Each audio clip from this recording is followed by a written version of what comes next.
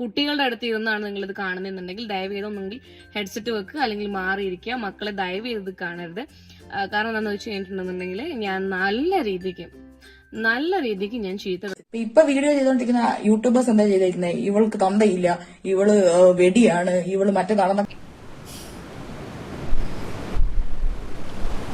Cyber bullying വരുമെന്ന് പേടിച്ച ഒരാൾ ആത്മഹത്യ ചെയ്ത് കാരണം വേറൊരു പെൺകുട്ടീനെ സൈബർ ബുള്ളി ചെയ്യാൻ വേണ്ടി ഇട്ട് കൊടുക്കുന്നു.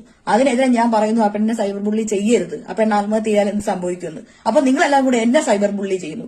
ഇതെന്താണ് ഇവിടെ വ്യത്യാസമുള്ളത്? പിന്നെ കാലം ചെയ്ത വീഡിയോ ഇയാളുടെ മരണം അറിഞ്ഞപ്പോൾ ഞാൻ നന്നായി എന്ന് പറഞ്ഞ് പോസ്റ്റ് ഇട്ടു. കാരണം ഇങ്ങനെ കുറെ പുണ്ടാച്ചുകളുണ്ട് കേട്ടോ. ഓ നാട്ടിനും വേണ്ട, വീട്ടിനും വേണ്ട, കാലിനും വേണ്ട, അത് കിടക്കണ കുറെ പറഞ്ഞിട്ടുണ്ടെങ്കിൽ ഞാൻ ഫസ്റ്റ് ഗ്ലാൻസിൽ കിടന്ന ലൈംഗിക അതിക്രമം നടത്തിയ ഒരാൾ മരിച്ചു എന്നാണ്. എനിക്ക് അതപ്പോ സന്തോഷം തോന്നി. കാരണം